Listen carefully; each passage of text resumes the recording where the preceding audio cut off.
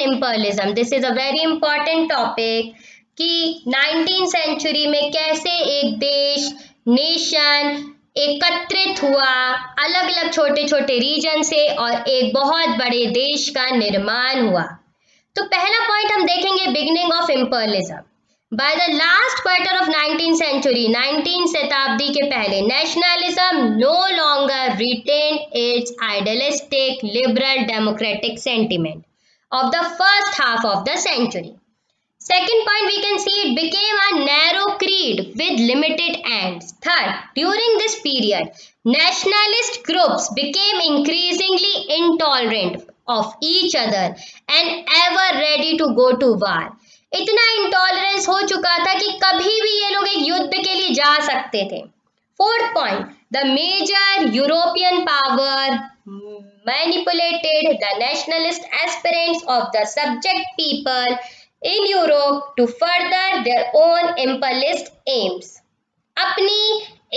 अपनी मंशाएं पूरी करने के लिए ये देशों को लड़वाने की कोशिश कर रहे थे।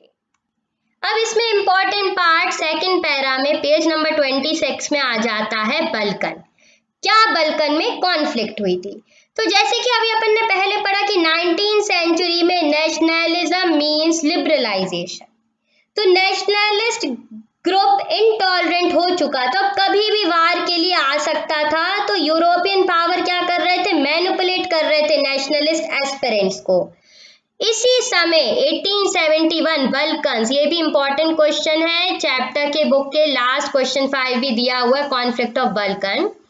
तो इसका पहला पॉइंट देखेंगे, the most serious source of nationalist tension in Europe after 1871 was area of Balkan. क्योंकि जहां भी हमने पहली स्लाइड में देखा कि कभी भी लोग भड़कावे में आ सकते थे और लड़ सकते थे एक दूसरे से।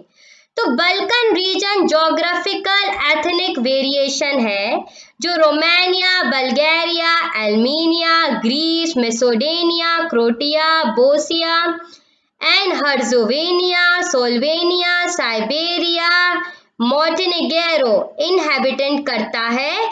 यहाँ पर स्लैब्स, छोटे छोटे पर्वत हैं जहां पर कोई भी देश आके कभी भी किसी से भी लड़ सकता था। तो large part of Balkan was under the control of Ottoman empire, Muslim ruler एम्पायरमेंट के अंदर भी था।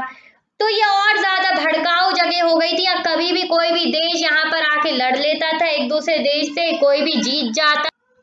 All through the 19th century, the Ottoman Empire had sought to strengthen itself through the modernization and internal reform, but with very little success. One by one, its European subject nationalities broke away from its control and declared independence. तो Balkan people के पास एक claim था independence के लिए, उनके पास एक political right था nationality के लिए। वो एक तरीके से हिस्ट्री को भी यूज करना चाहते थे इंडिपेंडेंट होने के लिए फॉरेन अफेयर के पास। तो एक तरीके का एक स्ट्रगल चाहता था to win back the long lost independent state.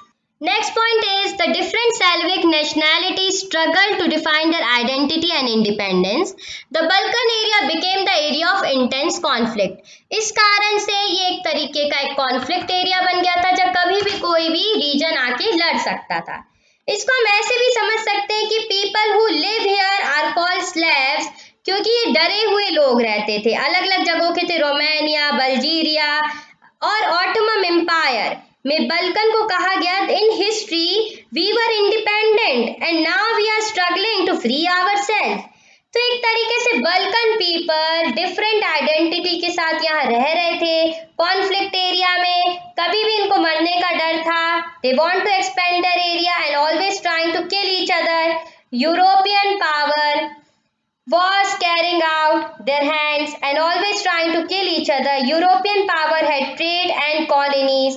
तो जब फर्स्ट वर्ल्ड वार हुआ, ये एक तरीके से बल्कन की वजह से ही अरोज हुआ 1914 में, और nationalism was used to unite the imperialism. Lot of countries started opposing imperialism. Country like India started rebelling imperialism for being independent. Europe model was not followed in every nation, and accepted nationalism became natural and universal freedom for all the countries.